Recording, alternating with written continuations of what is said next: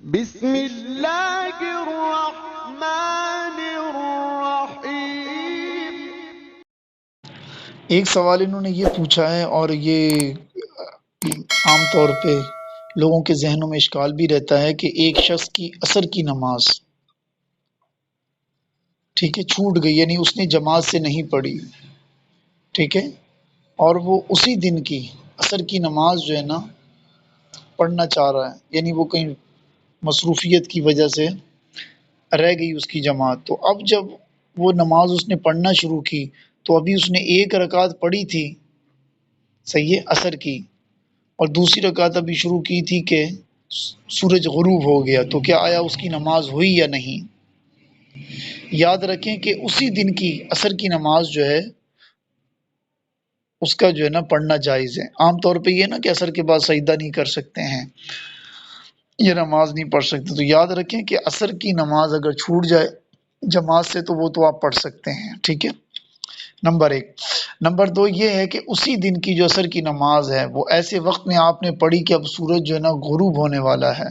ٹھیک ہے، اور آپ نے نماز شروع کر دی اور سورج غروب ہو گیا، ایک رکعت آپ نے پڑھ لی، سورج غروب ہو گیا، دوسری رکعت آپ نے سورج غروب ہونے کے بعد پڑھی، تو آپ کی یہ نماز ہو جائے گی، صحیح ہے، اور ہو گئی، ٹھیک ہے۔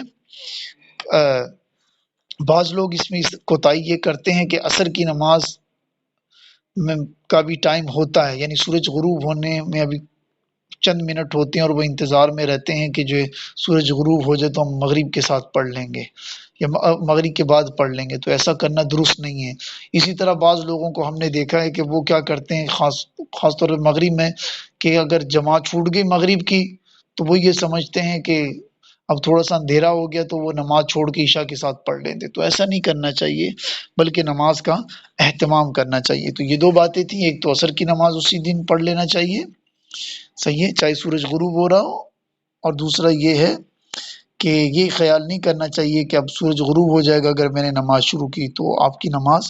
ہو جائے گی، ٹھیک ہے، کیونکہ عصر کی نماز کی بڑی تاکید آئی ہے حدیث پاک میں، جیسا کہ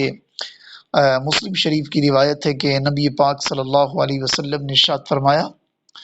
کہ جس کا ترجمہ یہ ہے کہ یہ منافق کی نماز ہے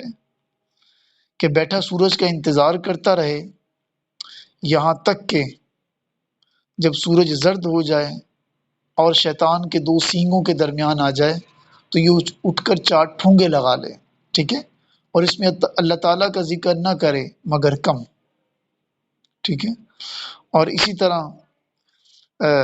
بخاری و مسلم دونوں میں یہ روایت ہے، اس کا مفہوم یہ ہے کہ جس شخص کی عصر کی نماز فوت ہو گئی گویا اس کا گھر بار سب کچھ ہلاک ہو گیا۔